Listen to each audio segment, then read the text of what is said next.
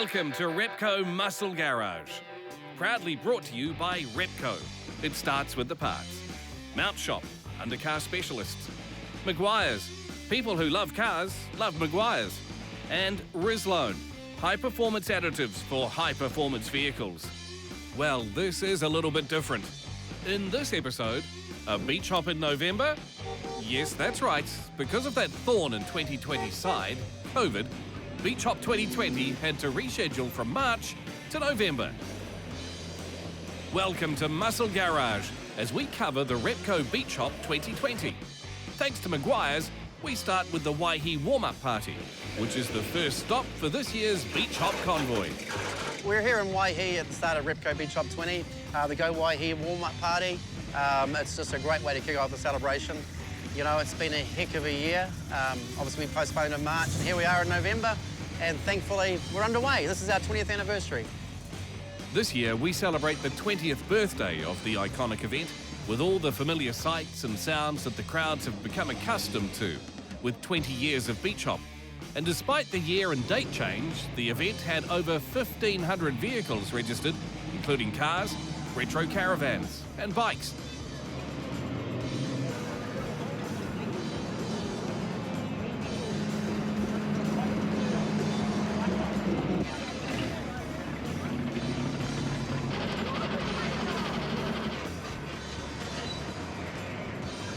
Originally launched in 2001, this event was called the Whangamata Rock and Roll Festival and kicked off with 3 bands, about 100 invited cars, and another 100 motorcycles. Hitting the right chord with its blend of live music and hot rods, the event was renamed Beach Hop for 2002, and its popularity skyrocketed, with an entry limit of 1,000 registered vehicles being introduced in 2014. It is a huge relief to finally get here. You know, I mean, everybody has got a story to tell about COVID, and it's a roller coaster. And, you know, I'm immensely proud of New Zealand because we wouldn't be here today without what all the Kiwis have done and listened to the advice and doing all the right things so that we can celebrate what we're doing. And it's a huge relief. This has been the longest event ever because, you know, on the 16th of March when we made the announcement we're going to postpone, we were all set to go. But over the next 8 months, we had to deal with so much, the roller coaster with COVID, all the event planning again, entrant decals and everything, so it was almost double the work, but we're here. With a wet forecast expected for the first 2 days of the hop, it seemed like it might rain on the parade. But we don't think anything thrown at this bunch would stop them from getting out.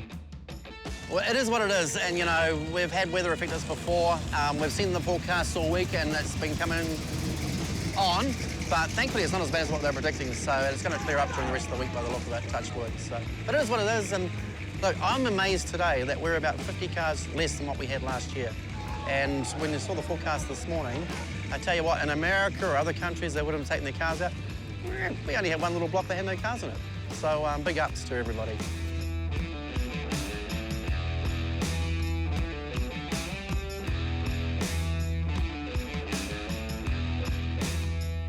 A new team here at Go Waihi have done a brilliant job, 10 out of 10, and they only came on a few weeks ago because of some changes, but we've got such an awesome crew. They all know their jobs. The entrants are just here for a good time. They're happy. They work with us, and no, we're really, really happy how it's gone.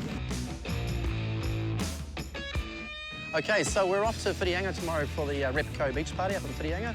And each day with the festival, the days get bigger and bigger, so we're expecting more cars to head up to there. And then on Friday, we've got the Casual Edge Thunder Cruise out to Onemana. Which is always a favourite day. We've got the Thunder Club, where we're going to decibel meter measure the 5 noisiest cars, which will be a bit of fun. And then, of course, on Friday night, Saturday, the big Meguiar's Main Street Parade. There's so much stuff going on Saturday. And then we're going to build up to our big prize draw giveaways. But before the weekend and giveaways, there were a few more stops. Now the Beach Hop Convoy will cruise its way to Whitianga for Thursday's injection of hot rods and street machines.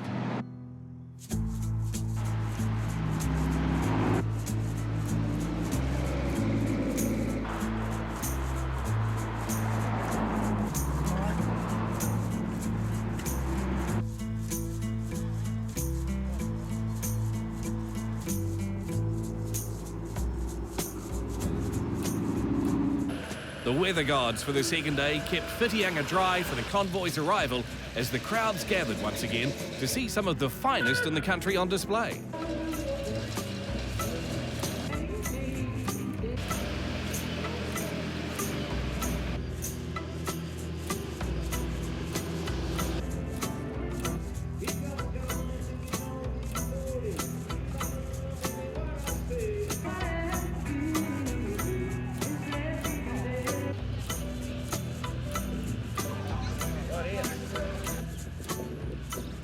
There were some familiar faces from this season of Muscle Garage.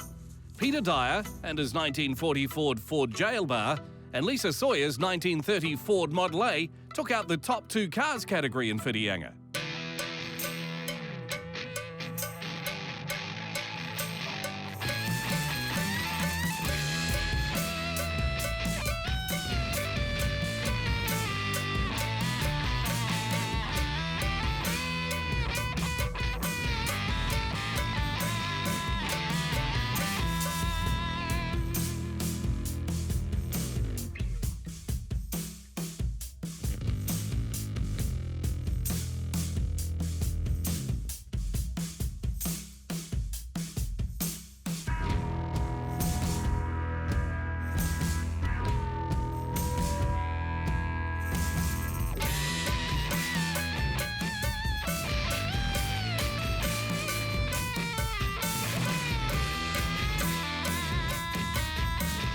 With Waihi and Whitianga done and dusted, Friday would see the convoy grow and head to the next destination in the beach hop calendar. Stay tuned for more Repco beach hop action as we head to Onemana and its picturesque beachfront reserves.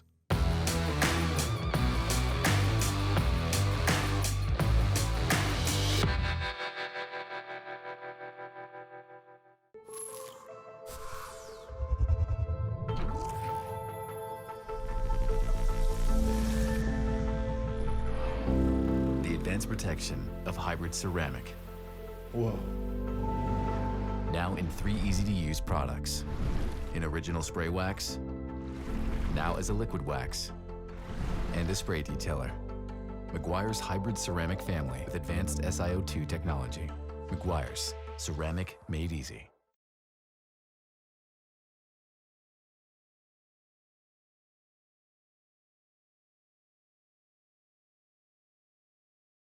Rislone has been in engines almost as long as engines have been in cars. Why? Because from then until now, there's never been a perfectly clean fuel.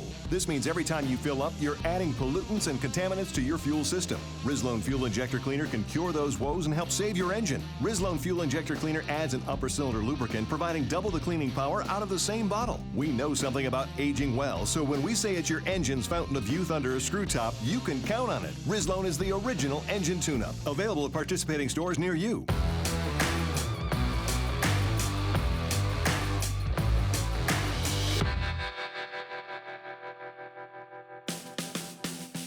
Welcome back to Muscle Garage.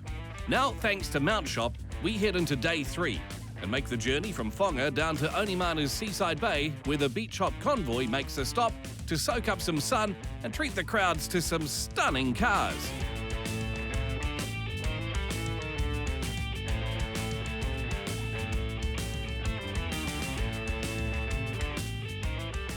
The convoy definitely made a statement entering Onemana, and the crowds anticipated this, lining the roads in to get a good look and listen as they slowly rolled past toward the reserve.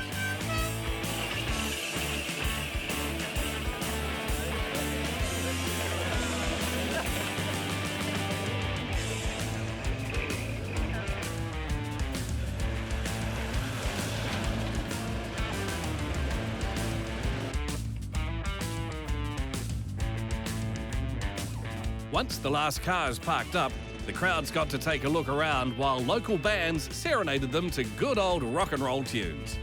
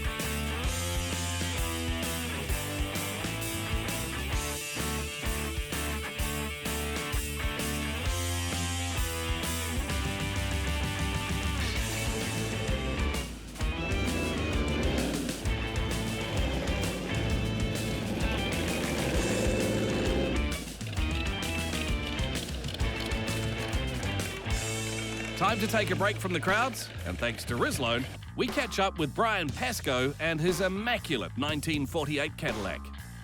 My name is Brian Pascoe from Hawke's Bay. It's a Cadillac Sloper, 1948, and it's running a 7.7 litre with 400 trans, virtually all 68 running gear in it. A lot of modifications on it. Spent a bit of time. Told the wife I was only going to do a small job, ended up a big job. Much to her disgust, but still. And this is the way it's turned out. The guys that painted it in Hastings was Lex Miller. The guy used to do all my painting. And guy Matt Forbes did all the trim inside. Yeah, so this is how it's turned out. First day of beach hop, we went to Waihi. Took out the best car, Mayor's Choice, which was absolutely brilliant. Absolutely stoked with it. So, yeah, it was all worth it. All worth it, yeah.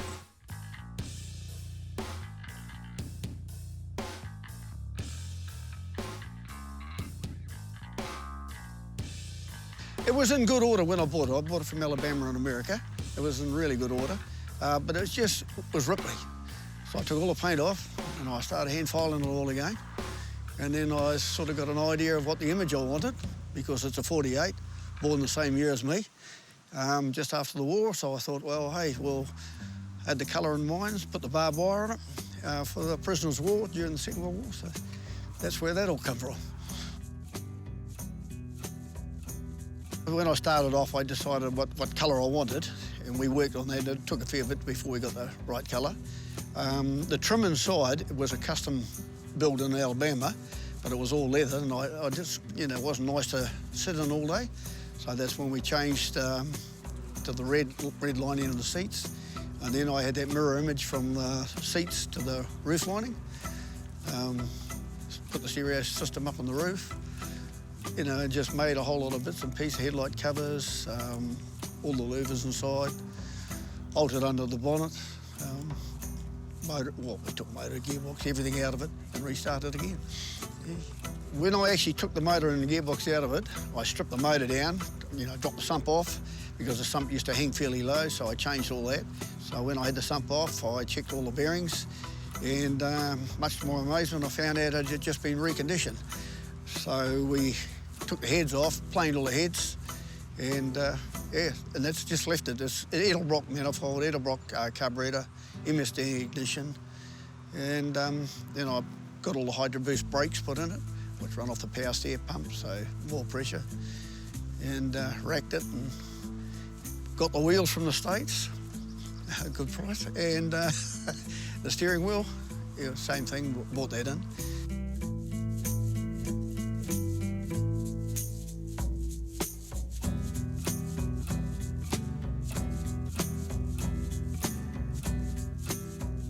The old Dakota digital dash in it, yeah. That's quite a unique system. Good to drive with. That was in it when it arrived. Got all the receipts for that. That was fairly expensive for them to buy even in the States, but they put it back in the proper dash. So it sort of kept the image of the car back into the 48 era. So, and that's what I wanted to achieve. I didn't want to turn around and sort of alter a lot of stuff and ruin the 48 era of that car. So.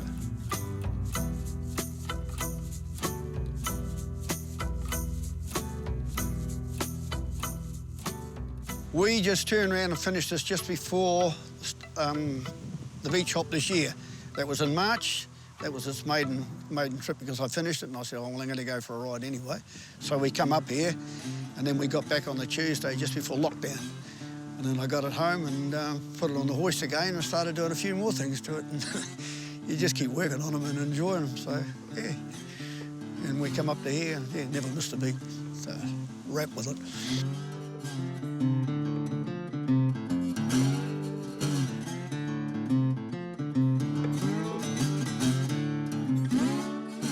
We got on eBay, and because I was buying a whole lot of parts for the 56, and this one was for sale on eBay. And so I said to Colin, because it was a 48, we'll have a go at it. So I had a go at it, and there was a guy bidding with me, and he was a bogus bidder. So when it all happened, it fell over, and he contacted us and asked us if we're still interested. So yeah, we worked a deal and we bought it back through Steve Kill, which is Freight Lines, and got it back to New Zealand. I went up to Tauranga, got it out of the container, took it down the road and washed it and drove it home. I wanted to put a visor on it because a lot of guys said about chopping the roof, and I didn't want to do that. So I bought a visor and through America, and they turned around and told me it would fit the Cadillac, but it was 2 inches too narrow. So I re-altered all that, fitted it to the car, and then the side pieces that finishes didn't turn up, so I hand-made all those out of stainless. And, yeah, it just finishes it off, makes it look good. Bit of work, bit of time, but the results are good. You've got to have a passion for it. If you haven't got a passion, it's just not worth it, I was going to alter under the bonnet and do a lot of things under there, but I don't want to go changing, what I've got as a 48, because it's got all the centre guards and everything, and that's what I was going to change. But no, I don't think I will. I told Colleen I might, but we'll wait and see.